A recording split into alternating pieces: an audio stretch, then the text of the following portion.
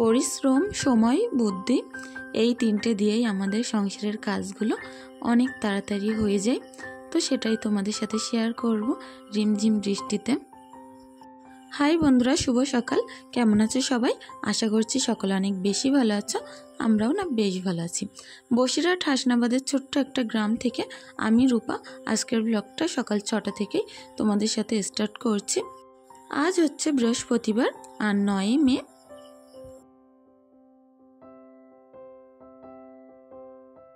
তো সকালবেলার ওয়েদারটা দেখলে না কত সুন্দর, রিমঝিম রিমঝিম বৃষ্টি। তার মধ্যে কিন্তু কাজগুলো করতে মন জুড়িয়ে যাচ্ছে। আর রাত্রে করে না প্রচণ্ড ঠান্ডা লাগছে, আর এতটাই ঠান্ডা লাগছে যে ব্ল্যাঙ্কেট গায়ে দিতে হচ্ছে আবারও। আমি ব্ল্যাঙ্কেটটা মাত্র 2 দিনই হয়েছিল তুলেছিলাম, কিন্তু এটা আবারও বাইরে বের করে নিতে হলো। আমাদের বাড়িটা যেহেতু, তোমরা যারা আমার নতুন ব্লগ দেখে থাকো তারা তো নিশ্চয়ই জানো যে একটু ফাঁকা জায়গায়, তো এখানে প্রচণ্ড ঠান্ডা হাওয়া বয়। আর চারিদিকে জলকর পুকুর ভর্তি, তার কারণে না প্রচুর ঠান্ডা হাওয়া বয়। আর রাত্রে করে না প্রচণ্ড ঠান্ডা লাগে। আর এমনি তখন ঠান্ডা ঠান্ডা ওয়েদার, ভালোই ঠান্ডা লাগছে রাত্রিবেলা করে। তো সিমরানের একটা কাঁথা, ঈশার একটা, আর আমাদের দুজনের একটা। তো সকালবেলা করে না এই 2-3টে করে এখন আবার নতুন করে ভাঁজ করতে হচ্ছে। বেশ কিছুদিন প্রচণ্ড গরম পড়েছিল, কাঁথা কাপড় তেমন ভাঁজ করতে হচ্ছিল না। আর এখন প্রচণ্ড ঠান্ডায় না আবার কাঁথা কাপড়গুলো ভাঁজ করতে হচ্ছে।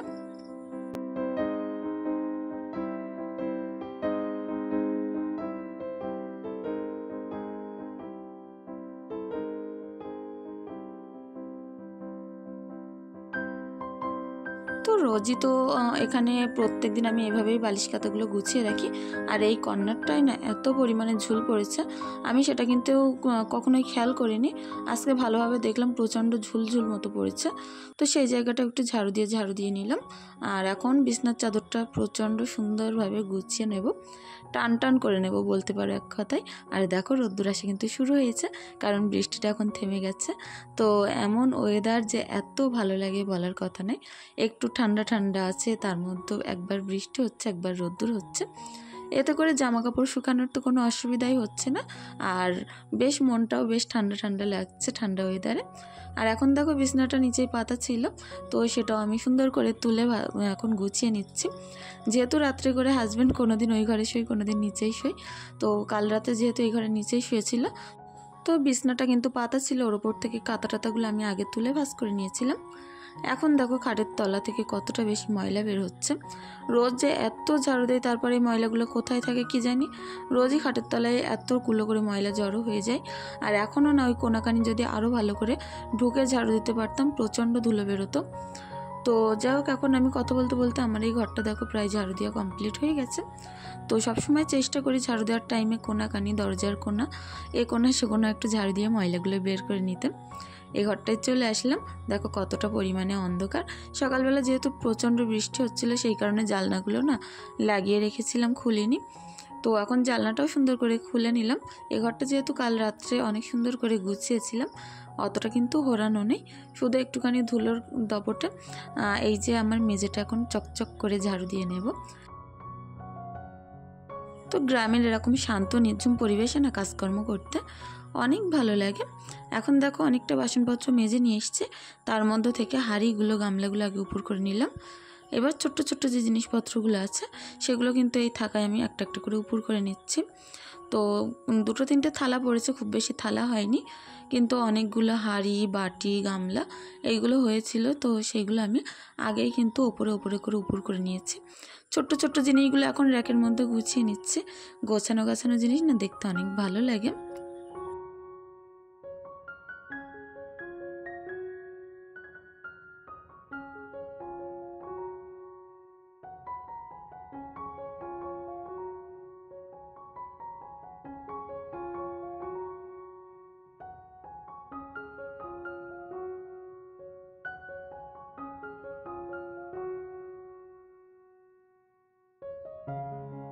তো আজ তেমন কাচার কিছু নেই, শুধু এই বেডশিটটা আছে।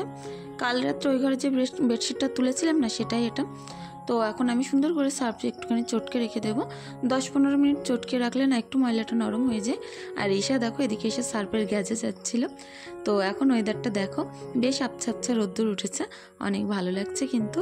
তো এখন দেখো সামান্য সামান্য রোদ্রের মধ্যে আমি আমার এই শানটা ভালো করে ঝাড়ু দিয়ে নিচ্ছি। এখানে যেহেতু একটুখানি বাদে কাঁচা ধোয়া করতে আসব, তো ভাবলাম যেহেতু অনেকটাই পাতা পড়েছে, পাতাগুলো একটুখানি শান থেকে ঝাড়ু দিয়ে পরিষ্কার করে নিই। তো এখন কিন্তু আমার একটা তাড়া ছিল যে দোকানে যেতে হবে। হাজব্যান্ড তো অন্য কাজে গেছে, তো ও তো বাড়িতে নেই, আমাকে এই দোকানটা খুলতে হবে। তো অনেক তাড়াহুড়ো করে ভাবছিলাম কাজগুলো করেই না দোকানে যাব, কারণ এই কাজগুলো করতে অনেকটাই লেট হয়ে গেলে আমার দোকানটা খুলতেও কিন্তু অনেকটা অসুবিধা হয়ে যাবে। দেরি করে খুললে না অনেক অসুবিধা হয়ে যায়।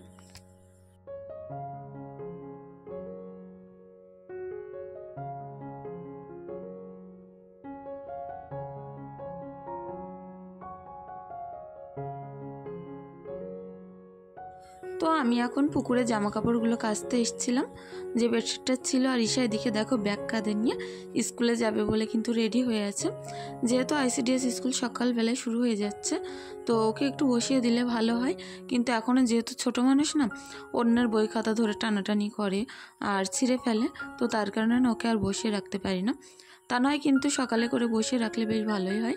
যতক্ষণ আমি দোকানে যাব ততক্ষণ স্কুলটা এখন শেষ হয়ে যাচ্ছে, ছুটি হয়ে যাচ্ছে। তো দেখি কাল থেকে চেষ্টা করব ঈশাকে সকালবেলা স্কুলে দিয়ে আসতে পারি কি না। এখন দেখো সুন্দর করে আমার এই বেডশিটটা ধুয়ে নেব আমি। আর পুকুরের পানিতে ধোয়া এর একটা মজাই আলাদা। আমি তো মনে করি পুকুরের পানিতে বেডশিট ধোয়া বলো, বড় বড় জিনিসপত্র যেগুলো হয় না, কাঁথা টাতা ধুতে অনেক ভালো লাগে। কারণ অনেক বেশি পানি থাকলে সেখানে না বেশিক্ষণ কষ্ট করতে হয় না, অল্প একটুখানি নাড়াচাড়া দিয়ে ধুয়ে নিলেই কিন্তু হয়ে যায়।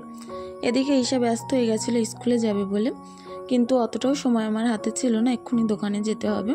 তো বললাম আজ না কাল থেকে দেখি তোমাকে স্কুলে পাঠাবো। আর এদিকে দেখো জুতো খুলেই সবসময় ঘুরতে ব্যস্ত। তো দোকানে এসে বেশ খানিকক্ষণ দোকানদারি করে নেওয়ার পরে ঘন্টাখানিক তো হবেই দোকানদারি করেছি। আর তা বাদেও যে মালপত্র বের করার থাকে, ঝাড়ু দেওয়া থাকে, গোছানো থাকে, সেগুলো করতে করতে না 0.5 ঘন্টা মতো টাইম এমনিই লেগে যায়। তো এসে আগে চা করে নিলাম। এখানে ওই যে কাগজের যে দুটো চা দেখতে পাচ্ছ, এই দুটো কটরে, এ দুটো সিমরান ঈশার, একটা আমার মায়ের জন্য। যেহেতু দোকানের পাশে আমার মায়ের ঘর, তো এখানে যখন চা করি, যা কিছু করি মায়ের জন্য একটুখানি করে নিই। তো তারপরে আসলাম ঠিক 12টার দিকে। এখন একটুখানি চাউমিন করে নেব, যেহেতু সকালের ভাতটা কিছু নেই। তো সিমরান ঈশা না প্রচণ্ড খিদে পেয়ে গেছিলো, তাড়াহুড়ো করে কি করব দোকানের ভিতরে আর বলো। দোকানে এদিকে দোকানদারি করতে হচ্ছে, তার মধ্যে তো বাচ্চা কাচ্চা ছোটো থাকলে তো জানোই কতবার এটা করা সেটা করা করতেই হয়, সেগুলোও করছিলাম। তার মধ্যে ভাবছিলাম যে রান্নাবান্নার ভারী কিছু কি করে করব এখন। তো চাউমিনটাই করলে না অনেক তাড়াতাড়ি হয়ে যাবে, তো সেটাই করছি। আর ঈশা সিমরান দুজনাই কিন্তু চাউমিন খেতে অনেক ভালোবাসে। তো এই ধরনের রিস্ক খাবার একটু কম দেওয়ার চেষ্টা করি, কিন্তু সময় সাপেক্ষের অভাবে না এখন এরকম খাবার দিতেই হচ্ছে প্রায়। এখন যদি আমি ভাত সবজি ডাল কিছু একটা করতে যেতাম না, তাহলে হয়তো দোকানদারিটাই করতে পারতাম না। তা না হয় ঈশা রাস্তায় টাস্তায় গিয়ে দাঁড়িয়ে থাকতো, তো ঘরের ভিতরে খেলনা দিয়ে বসিয়ে দিয়েই আমি এই রান্নাটা করলাম। আর দেখো সকালে শাক নিয়েছিলাম, শাকটার এখন কী অবস্থা হয়েছে। তো এখন কিন্তু ভালোই মোটামুটি গরম লাগছে, সকালের টাইমটায় যেরকম ঠান্ডা ঠান্ডা লাগছিল এখন ভালোই গরম লাগছে। তো এখন দেখো ঈশাকে আমি খাইয়ে দিচ্ছি। আর ওই যে বললাম না গরম লাগছে, তার কারণে ওর জামাটা খুলে দিলাম। আর আমি দেখেছি সিজারের বাচ্চাদের যেন একটু বেশিই গরম লাগে। তো পুরো চুলের তলা টলা ঘেমে ভর্তি হয়ে গেছিলো, গলার তলা টলা। জামা খুলে ওখানে বসে এখন টপ টপ করে খাইয়ে নিয়ে আমার দোকানে যে আরও কাজকর্মগুলো আছে সেগুলো গুছিয়ে নেব। তো এখন আসলাম, দেখো খাওয়া দাওয়া তো কমপ্লিট হয়ে গেল। সুন্দর করে আমার যে মালপত্রগুলো হুড়িয়ে আছে, তো সেগুলো একটু ভালো করে গুছিয়ে নেব।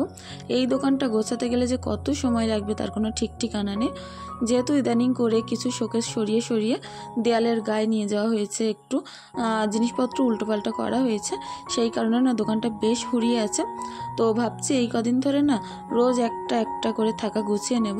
তো ওপাশের 2-3টে শোকেজের যে তাকগুলো ছিল সেগুলো আগের দিন গোছানো হয়ে গেছিলো। এখন যেগুলো বাকি আছে কাজের ফাঁকে ফাঁকে যখন দোকানে লোকজন ভিড় না থাকবে তখন এইগুলো একটু একটু করে আমি গুছিয়ে নেব ভেবেছি। আজ কত দূর হয় দেখি, আর যতটুকু বাকি থাকবে ততটুকু কিন্তু আমি কালই গুছিয়ে নেব।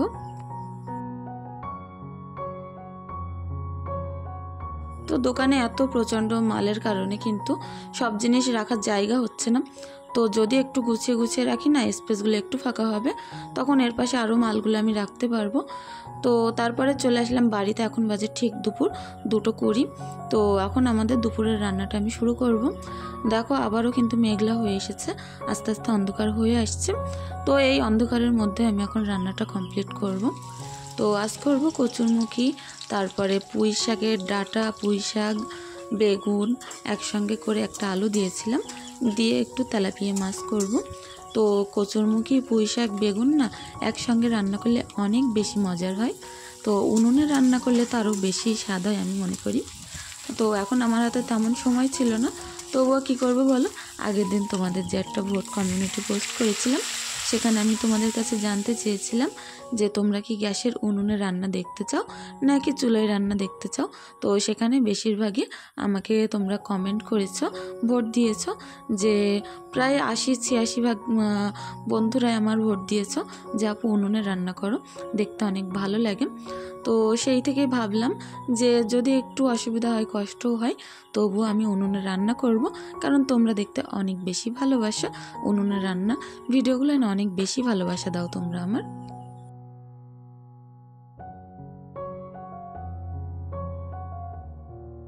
তো একদিকে এদিকে আমি নারকেল পাতা টেনে টেনে নিচ্ছিলাম, জাল দিচ্ছিলাম, ওদিকে সবজি নাড়ছিলাম।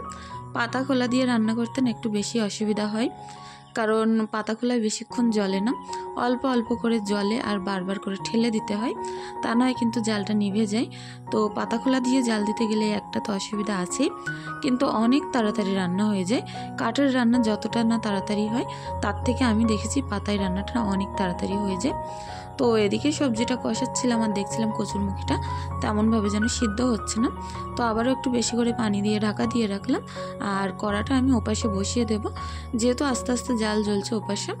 আর মাছ ভাজাটা একটু জোরে জাল দিলে না মাছের কালারটা সুন্দর আসে, একটু লালচে লালচে ভাব হয়, পুরো পুরো ভাব হয়।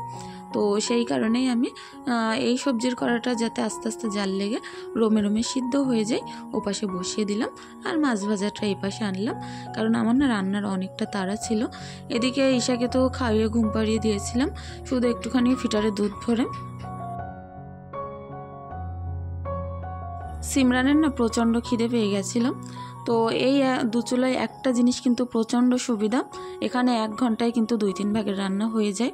বললে হয়তো বিশ্বাস করবে না, 2:30টার সময় রান্নাটা বসিয়েছিলাম, কিন্তু 3:30-5 মিনিট একটু বেশি লেগেছিল, 1 ঘন্টা 5 মিনিট, তার মধ্যেও কিন্তু আমার সমস্ত রান্না হয়ে গেছিলো।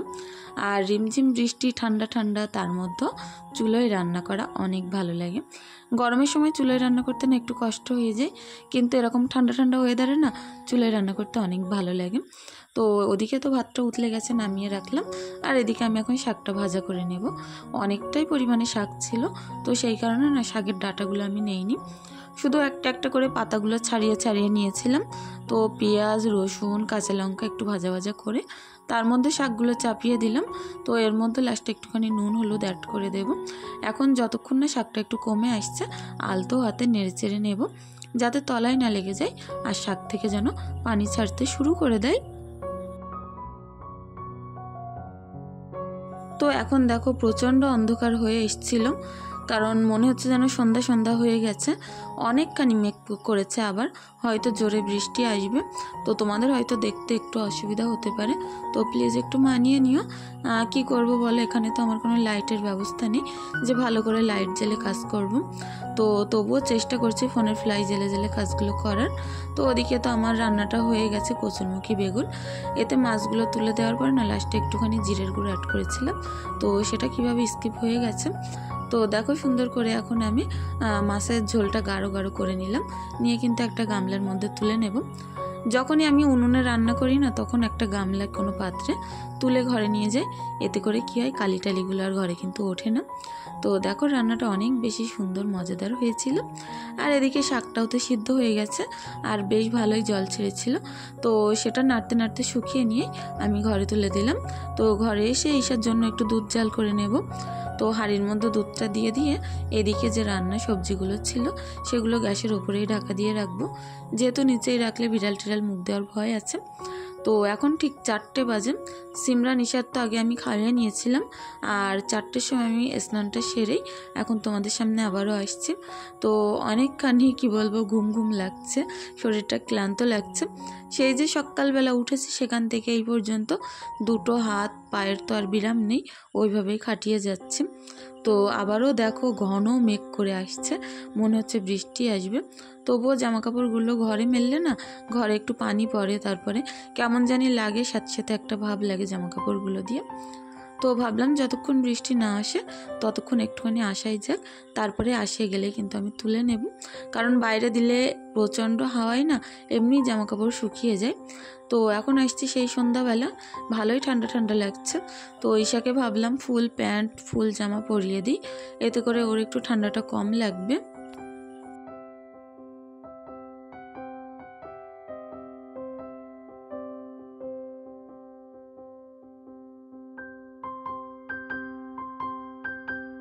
আর এই জামাটা না ঈশার অনেক বেশি পছন্দের। তো এই জামাটা শীতকালে তো অনেক বেশি পরতো, অনেক দিন যেহেতু দেখিনি, বাক্স থেকে বের করেছি, অনেক আনন্দ করছিল জামাটা পরার জন্য। আর বলছিল মা জামাটা কোথায় ছিল কোথায় ছিল, বারবার জিজ্ঞাসা করছিল। তো আমাকে দাও আমাকে দাও। তো আমি সেইভাবে ওকে জামাটা পরিয়ে দিয়ে সাথে সাথে এত পরিমাণে নাচ করছিল কি বলবো, ওর না অনেক বেশি ভালো লাগে যেসব জিনিসপত্র। তো সেইগুলো পরার সঙ্গে সঙ্গে নাচ করা শুরু করে দেয়। তো ওর চুলগুলো না বেশ বড় বড় হয়ে গেছে, এখন সুন্দর ক্লিপও মেরে দিতে পারছি। তো বেশ ভালোই লাগে বাচ্চাদের চুলে ক্লিপ এঁটে দিতে। এখন সিমরানের চুলটা আমি বেঁধে দেব। তো সিমরানও ফুল হাতা জামা প্যান্ট পরে নিয়েছে। আর তারপরে এখন এই ঘরটা আসলাম, এই ঘরের তক্তপোষটা একটু ঝাড়ু দিয়ে নেব। তো সবসময় একটু চাই পরিষ্কার পরিচ্ছন্ন করে টিপটপ করে রাখতে, তবে কতটা কি পারি তোমরাই আমার থেকে বেশি ভালো জানো, হয়তো সব কিছু অতটা বেশি গুছিয়ে উঠতে পারি না। তো আজকের ভিডিওটি বন্ধুরা এখনো পর্যন্ত তোমরা যে যে আমার সাথে আছো আর আমার ব্লগটা কন্টিনিউ দেখেছো, তাদের কাছে একটি অনুরোধ রইল যে আমার এই ভিডিওটি দেখার পরে তোমাদের যদি সামান্য কিছু ভালো লেগে থাকে প্লিজ চ্যানেলটি সাবস্ক্রাইব করে পাশে থাকতে পারো। আর যদি বেশি কিছু ভালো লেগে থাকে অবশ্যই একটি লাইক একটি কমেন্ট করে দিয়ে যেও, কারণ তোমাদের সুন্দর সুন্দর কমেন্টগুলো না অনেক বেশি মোটিভেট করে আমাকে। সংসারে না কাজের অভাব নেই, তবে যদি একটু বুদ্ধি খাটিয়ে কাজগুলো করা যায় টাইমের মধ্যে, তাহলে এই কাজগুলো না অনেক বেশি সহজ হয়ে যায়, অল্প সময়ের মধ্যেই কিন্তু হয়ে যায়। তো যখনকার কাজ সেটা আলসেমি না করে সেটা যদি সঙ্গে সঙ্গেই করে ওঠা যায় না, তাহলে মাথায় চাপটা একটুখানি কম থাকে। তো দেখো আমি শত কাজের মাঝেও কিন্তু বুদ্ধি খাটিয়ে খাটিয়ে কাজগুলো করি বলে হয়তো সময়ের মধ্যেও অনেকগুলো কাজ আমি করতে পারি। পরিশ্রম আর বুদ্ধি এই দুটো জিনিস যদি কাজের মধ্যে দেয়া যায় তাহলে কিন্তু কাজগুলো অনেক সহজ হয়ে পড়ে। তো এখন দেখো চাটাগুলো করে নিলাম, নিয়ে ঘরে গিয়ে সিমরানকে একটু পড়তে বসাবো। তো এখনও পর্যন্ত যে যে বন্ধুরা আমার সাথে আছো তাদেরকে অসংখ্য অসংখ্য ধন্যবাদ। তোমরা অনেক বেশি ভালো থেকো, সুস্থ থেকো, আমাদের জন্য একটুখানি দোয়া ভালোবাসা আশীর্বাদ রেখে যেও। তোমাদের জন্য অনেক বেশি ভালোবাসা রইল আমার তরফ থেকে। সকলে অনেক ভালো থেকো, ধন্যবাদ, সুস্থ থেকো।